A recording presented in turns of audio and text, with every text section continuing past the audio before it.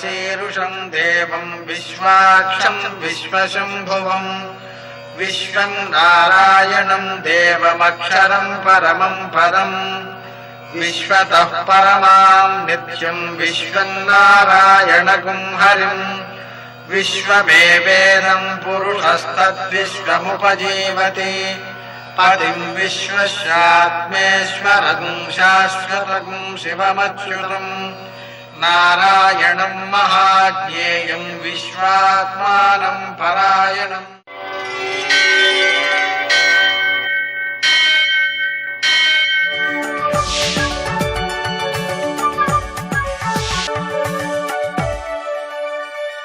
सूर्यशौर्यमथेन्दुरिन्द्रपदवी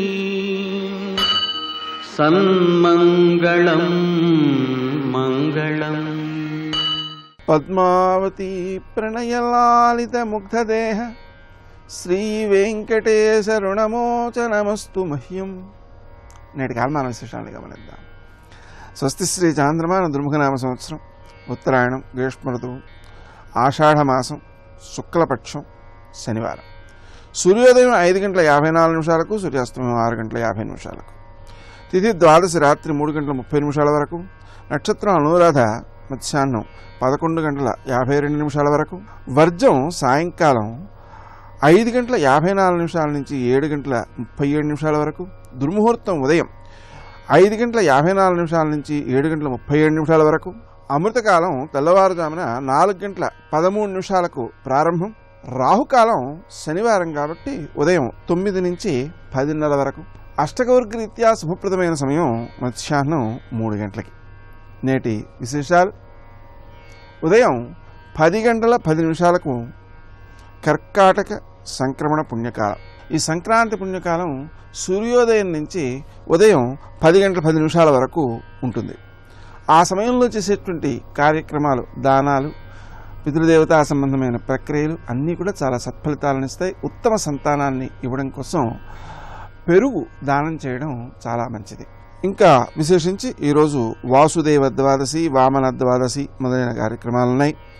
తద్వారా మనం వామనుణ్ణి పూజించాలి, అలాగే వాసుదేవుడిని పూజించాలి.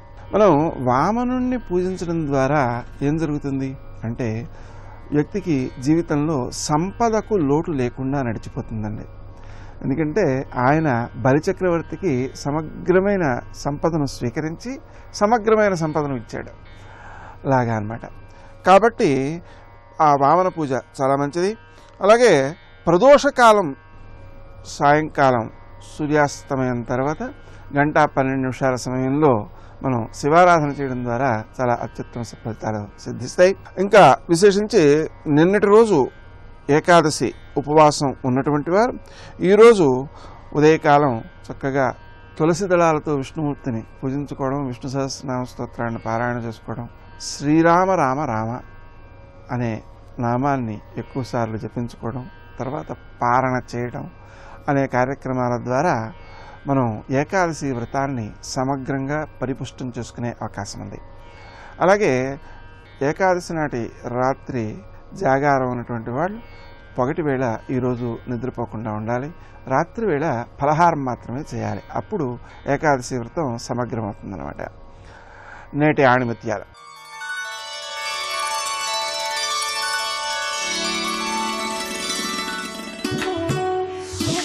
అణుకువ గడ్డి పరక లాంటిది, తీవ్రమైన తుఫాను సైతం దానిని కదిలించలేదు. గర్వం చెట్టు లాంటిది, పెనుగాలులు వీచినప్పుడు అది కుప్ప కూలిపోతుంది.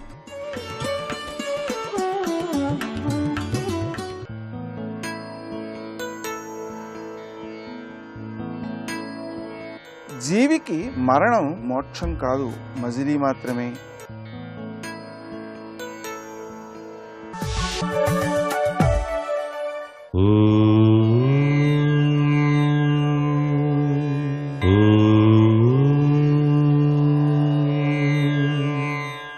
ఓం నమో నారాయణాయ. ఓం నమః శివాయ. శ్రీమాత్రే నమః. నిన్నటి రోజున తొలి ఏకాదశి ఉపవాసం ఆచరించినటువంటి ప్రతి ఒక్కరూ కూడా ఈ ఉదయం ద్వాదశి పారాయణ చేసుకోవాలి. బ్రాహ్మణోత్తమునకు తప్పనిసరిగా చక్కటి భోజనాన్ని ఏర్పాటు చేయటమే కాకుండా దక్షిణ తాంబూలాదులతో సత్కరించినట్లయితే తొలి ఏకాదశి ఉపవాస పుణ్యఫలాన్ని మీరు సాధించుకోవడానికి ఆస్కారం ఉంటుంది. అంతేకాకుండా ఈ ద్వాదశి తిథి నాడు తొలి ఏకాదశి ఉపవాసం ఉండి జాగరణ చేసిన వారు కూడాను ఉదయం పూట పొగలంతా కూడాను నిద్రించకుండా జాగరూకతతో ఉండటం సర్వత్రా కూడాను శుభదాయకం.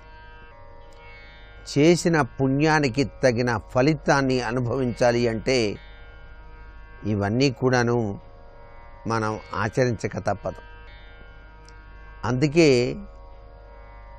ఆరాధనా తత్వంలో దాగిన విశిష్ట లక్షణం అంతా కూడాను మన జీవిత గమ్యానికి చక్కటి రాచబాట ఏర్పరుస్తూ మోక్షప్రదమైనటువంటి ప్రభావాన్ని చిట్టచివరకు అందించటం అని గ్రహించాలి. ప్రతి వ్యక్తి జీవితంలో కోరుకునేది ఏమిటి? చివరి దశలో హాయిగా ఈ ఆత్మ భగవంతునిలో లయం కావాలి అని. అలా లయం కావటానికే మన సంప్రదాయ రీత్యా ఈ విధమైనటువంటి సూత్ర ప్రాతిపదికలు ఏర్పాటు చేశారు మహర్షులందరూ కూడా. అందుకే ద్వాదశి పారాయణం చాలా గొప్పది. అంబరీషోపాఖ్యానం అని చెప్పేసి ఈరోజు పఠనం చేయటం కూడా మంచిదే. అంబరీషుడంతటి వాడు ఏ విధమైనటువంటి ప్రభావానికి గురయ్యాడు అనేటువంటి విషయాన్ని తెలుసుకుంటే తెలుస్తుంది. అందుచేత ప్రతి ఒక్క విషయంలోనూ అనిర్వచనీయమైనటువంటి సూత్ర ప్రాతిపదికలు ఉన్నాయి. వాటిని ఆచరించేటువంటి వారికి భక్తి ముక్తి తప్పనిసరిగా కలిగి తీరుతుంది సుమా. ఇదే మన భారతీయ సంప్రదాయంలో తగిన పరమార్థ లక్షణం. ఈ రోజున తప్పనిసరిగా గోవిందుడు గోపాలుడు, అందుచేత గోసేవ చేసుకోవటం, గోవిందనామాలు ధ్యానం చేయటం ఆ పరమాత్మకు చాలా ప్రీతికరం. కాబట్టి మనం ఆ స్వామిని ఆరాధన చేసి తరిద్దామా మరి? సర్వే జనా సుఖినో భవంతు.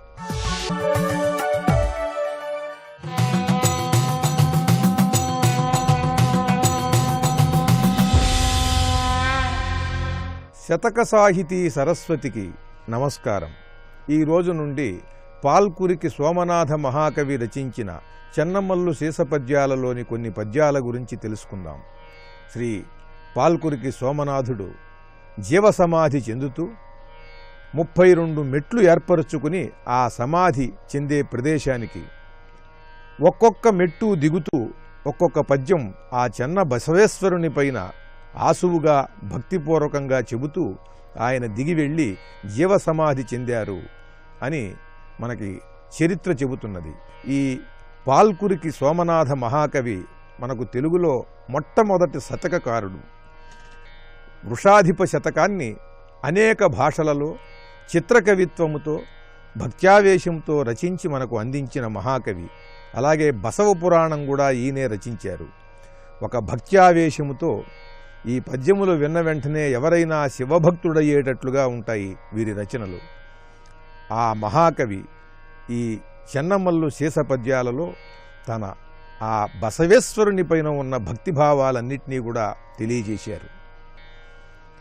పూజింప వలయింప పుణ్య పాపంబులు వివరించి చూడ నీయవియకావే, తలపింప మరపింప తద్గుణదోషంబులరసి చూడంగా నీయవియకావే, ఆడింప నోడింప ఆ హెచ్చుకుందులు ధవణించి చూడ నీయవియకావే, వలపింప పొలపింప ఇలా సుఖ దుఃఖంబులు అవి ఎన్ని చూడ నీయవియకావే, నా మనోవిభుండ నా స్వామి సకల చైతన్యకర్త సూత్రధారి చేతి బొమ్మకున్నదయ్యా ఇమ్మహి నీ ఇచ్చ చెప్పనేల వేయి చెన్నమల్లు.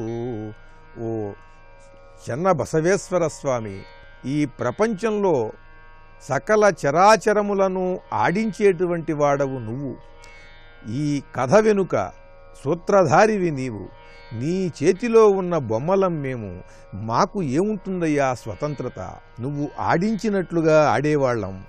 పూజింప నలయింప పుణ్యపాపంబులు వివరించి చూడ నీయవియకావే.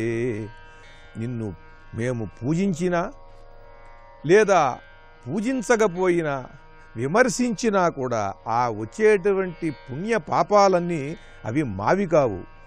నీయవియకావే వివరించి చూడ.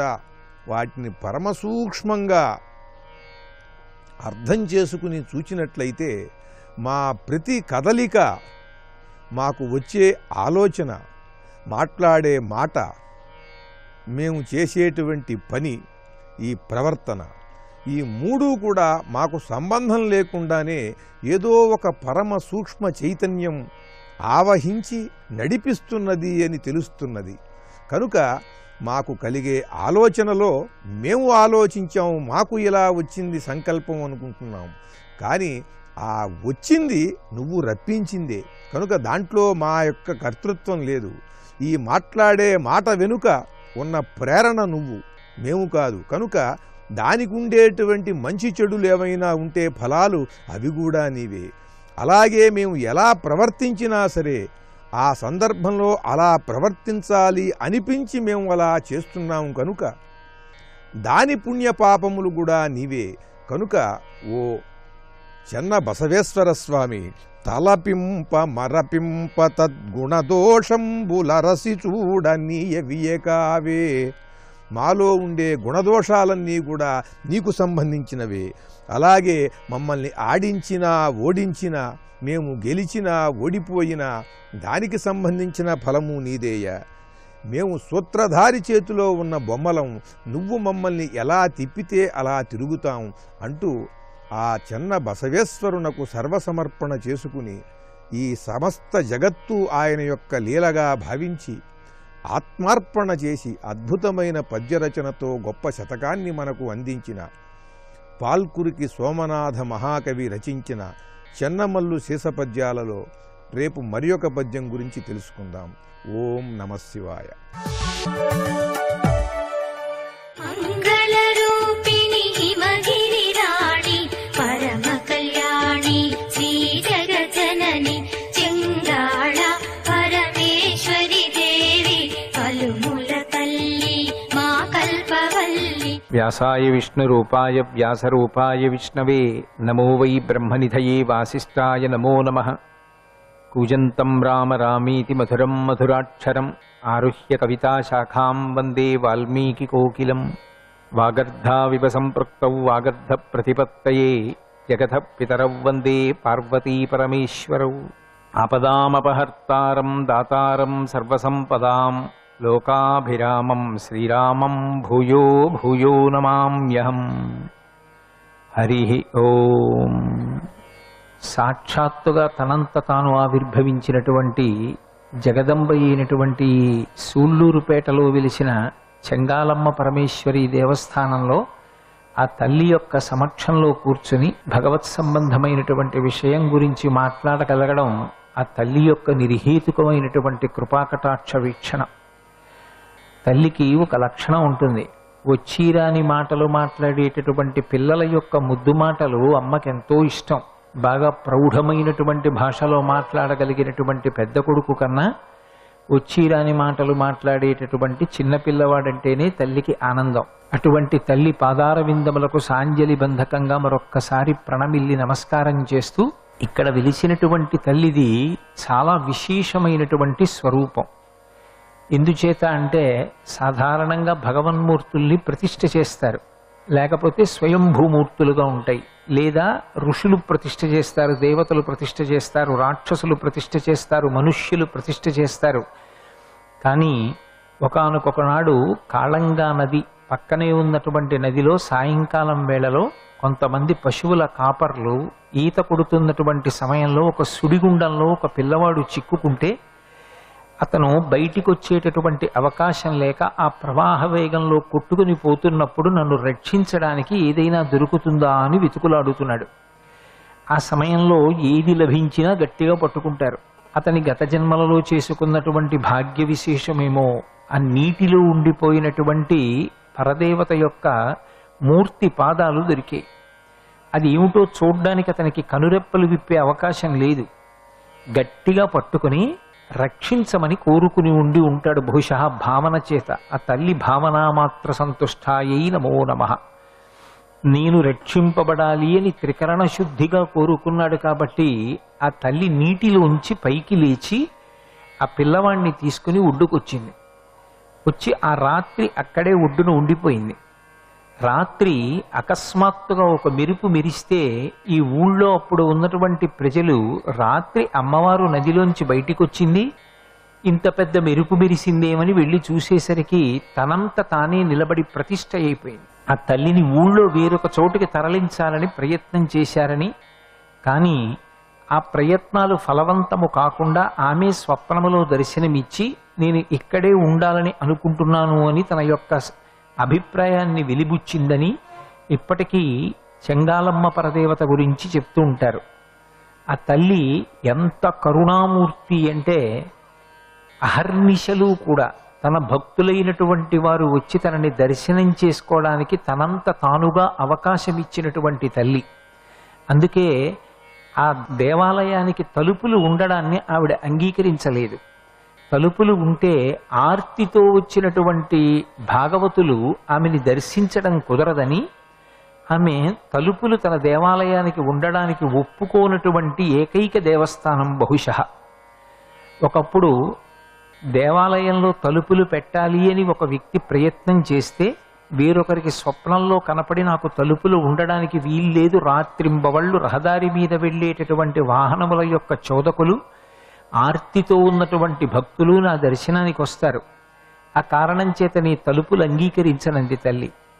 అయినా ఆ తల్లికి ఏదో సేవ చెయ్యాలనేటటువంటి ఆతృతతో ముందు రోజు రాత్రి తలుపులు తీసుకొచ్చి ద్వారబంధం బిగించడానికి కొలతలు చూసి అంతా బాగుందని చిత్రియ పట్టి తయారు చేయబడినటువంటి టేకుతో చేయబడినటువంటి ద్వారబంధాన్ని సిద్ధం చేసుకుని మరునాడు బిగిద్దామని వడ్రంగులు తీసుకెళ్లి స్థలవృక్షం దగ్గర పెట్టారు.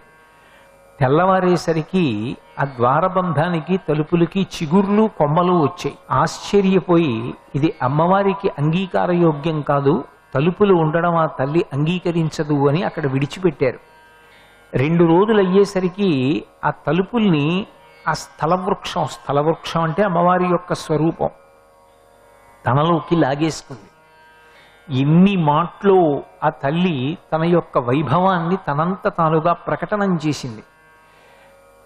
ఇప్పటికీ ఆ స్థలవృక్షం యొక్క కాండం లోపలికి ఆ తలుపులు వెళ్ళిపోయి ఉన్నాయి అని పెద్దలు చెప్తూ ఉంటారు. చెప్పడమేమి, ఇక్కడ ఉన్నటువంటి స్థానికులకందరికీ అది అనుభవంలో ఉన్నటువంటి విశేషమే. మీరు జాగ్రత్తగా పరిశీలనం చేస్తే ఆ స్థలవృక్షంలో ఎన్ని దేవతాస్వరూపాలు కనపడతాయో. ఇప్పటికీ మణిద్వీపంలో శ్రీచక్రంలో అమ్మవారిని సేవించేటటువంటి అనేకానేకమైనటువంటి దేవతాస్వరూపాలు ఎలా ఉంటాయో అలా ఆ స్థలవృక్షంలో ఎన్నో దేవతామూర్తులు తమంత తాముగా ప్రకటనమై ఉంటాయి. ఒకప్పుడు తలుపులు లేని దేవాలయం కదా అని ఒక వ్యక్తి సాహసం చేసి భక్తుల్లో వచ్చి దేవాలయంలో పడుకుని అందరూ నిద్రపోయిన తరువాత అమ్మవారి మెడలో ఉన్నటువంటి మిరియాల మాల తస్కరించే ప్రయత్నం చేశాడు. అమ్మవారి మెడలో ఉన్న మాల మీద చెయ్యి వేసేటప్పటికి పెద్ద మెరుపు మెరిసి అతని యొక్క దృష్టి పోయి దేవాలయంలో పడిపోయి ఉండిపోయాడు. మరునాడు ఊళ్ళో ఉన్న వాళ్ళు వచ్చి చూసి ఏం జరిగింది అని అడిగితే, నేను దోషభూయిష్టమైనటువంటి ఆలోచనతో అమ్మవారి మెడలో ఉన్నటువంటి మిరియాల మాల తస్కరించే ప్రయత్నం చేశాను, నా కళ్ళు పోయాయి, తీసుకెళ్లి అమ్మవారి పాదముల మీద నన్ను ఉంచండి అంటే అతన్ని అమ్మవారి పాదముల దగ్గరగా తీసుకెడితే ఆ తల్లి పాదములు పట్టుకుని ప్రార్థన చేసినంత మాత్రం చేత మళ్ళీ అతనికి దృష్టిని పునరుద్ధరించింది. ఒకప్పుడు ఈ ప్రాంతం నుంచి బయలుదేరి చెన్నై వెళ్లి మిరియాలు అమ్మేటటువంటి వర్తకులు మిరియాల బస్తాలు పట్టుకుని వెళ్ళిపోతుంటే సువాసిని అర్చన ప్రీత, ఆ తల్లి కన్నా పెద్ద ముత్తైదు ఎక్కడుంటుంది? అమ్మల గన్నయమ్మ ముగురమ్మల మూలపుటమ్మ చాలా పెద్దమ్మ సురారులమ్మ కడు పారడిబుచ్చినయమ్మ తన్నులు నమ్మిన వేల్పుటమ్మల మనంబున ఉండిడియమ్మ అంటారు పోతన గారు.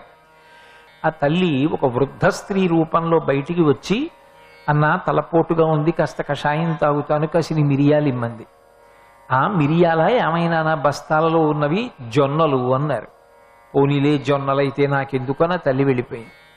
తీరా చెన్నై తీసుకెళ్ళేవి అమ్మకానికి పెడితే బస్తాలలో ఉన్నటువంటివి మిరియాలు కావు జొన్నలైపోయి.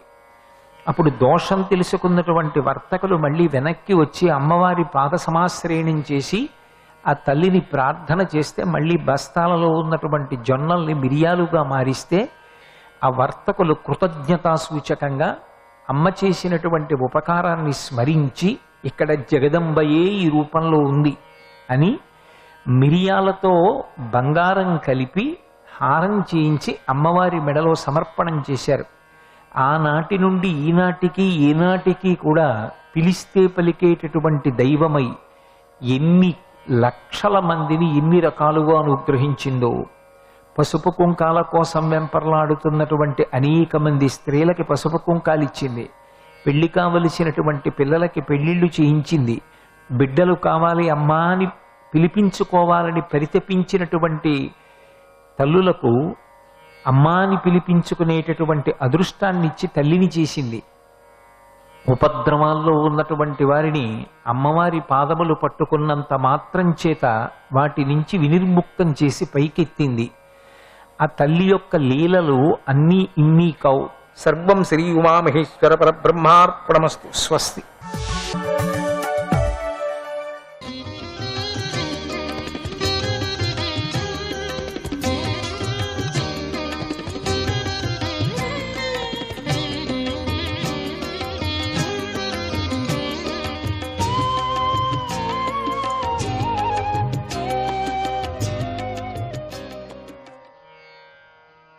శ్రీధరాయ నమః.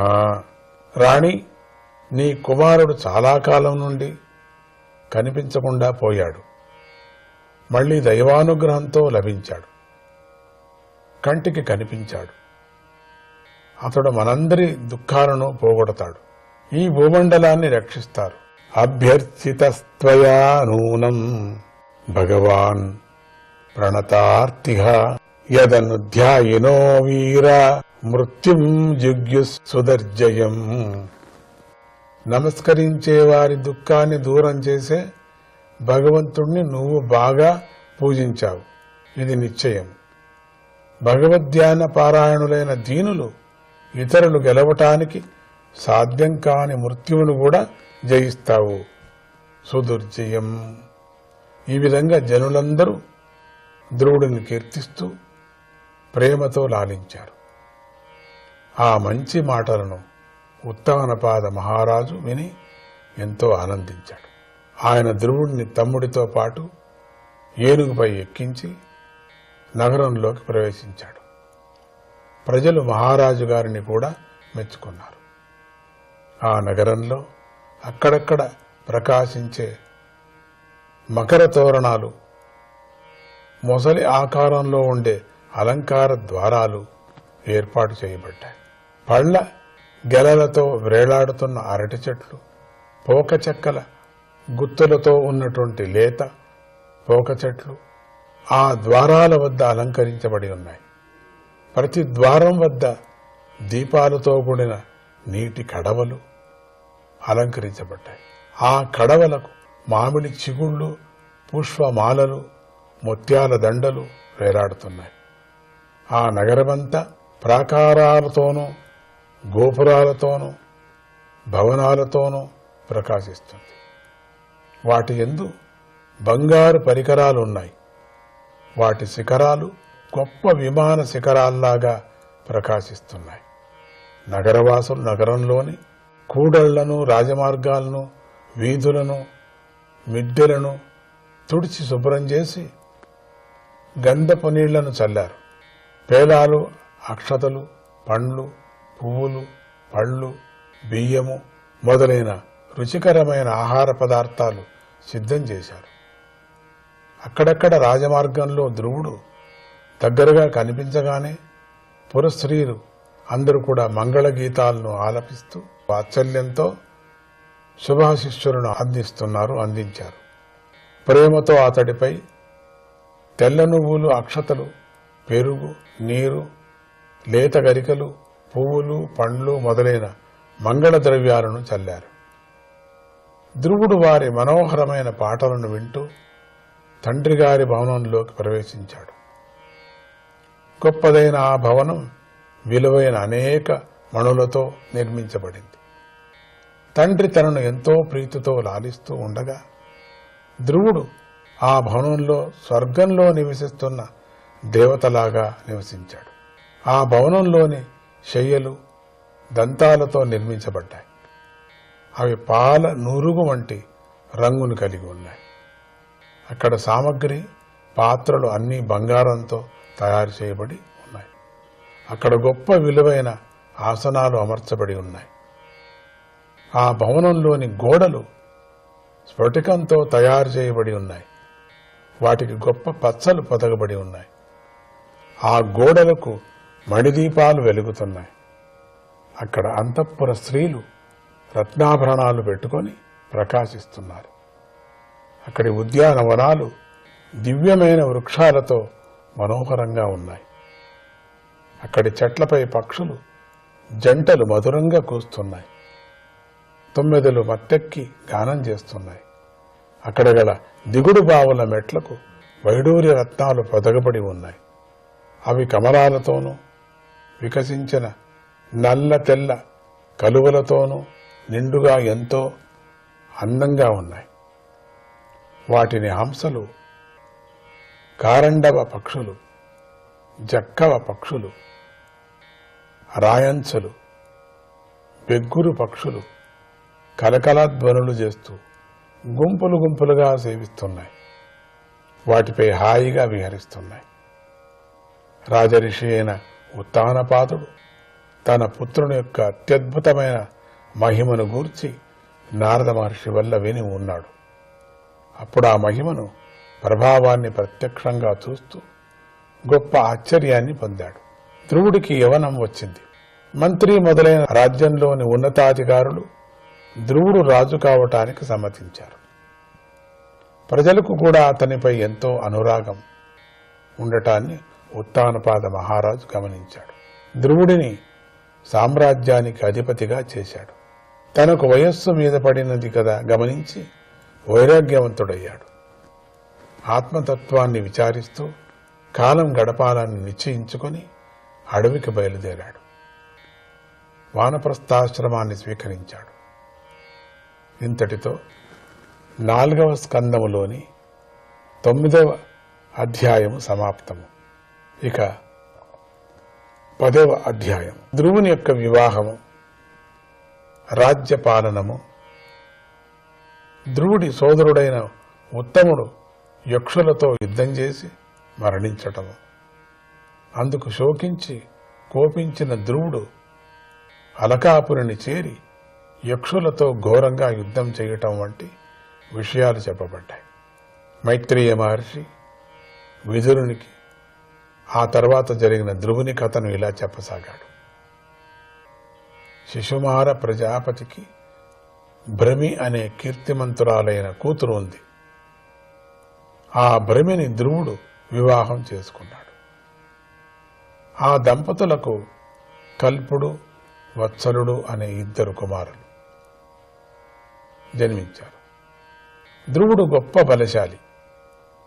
అతడు వాయుదేవుడి పుత్రిక అయిన ఇలను కూడా వివాహం చేసుకున్నాడు. ఆమె ద్వారా ఉత్కలుడనే కుమారుణ్ణి, సౌందర్యవతి గుణవతి అయిన ఒక కుమార్తెను పొందాడు. ధ్రువుడు తమ్ముడు ఉత్తముడు అప్పటికి పెళ్లి చేసుకోలేదు. ఒకనాడు అతడు వేటకై హిమాలయ పర్వతానికి వెళ్ళాడు. అక్కడ ఒక బలవంతుడైనటు యక్షుడితో యుద్ధం చేసి మరణించాడు. అతడి తల్లి సురుచి పుత్ర వ్యామోహంతో అతడిని వెతుక్కుంటూ అడవికి వెళ్లి కార్కిచ్చుల్లో పడి మరణించింది. ఇదంతా శ్రీ మహావిష్ణువు ధ్రువుడికి చెప్పినట్టే జరిగింది. తన తమ్ముడు ఉత్తముడు ఒక యక్షుడి చేతిలో మరణించాడని ధ్రువుడు విని సహించలేకపోయాడు. ఆయన హృదయం దుఃఖంతో నిండిపోయింది, కోపంతో రగిలిపోయింది. వెంటనే ధ్రువుడు తన విజయప్రదమైనటువంటి రథాన్ని ఎక్కాడు. యక్షుల నివాస స్థానమైన అలకాపురానికి బయలుదేరాడు. ఆ పురం ఉత్తర దిక్కు వైపు ఉంది. అటువైపు రుద్రానుచరులు సంచరిస్తూ ఉంటారు. ధ్రువుడు ఆ దిక్కులో వెళ్లి హిమత్పర్వత శిఖరాల్లోని ఒక విశాలమైన మైదాన ప్రదేశానికి చేరుకున్నాడు. యక్షులతో నిండుగా ఉన్న అలకాపురాన్ని చూశాడు.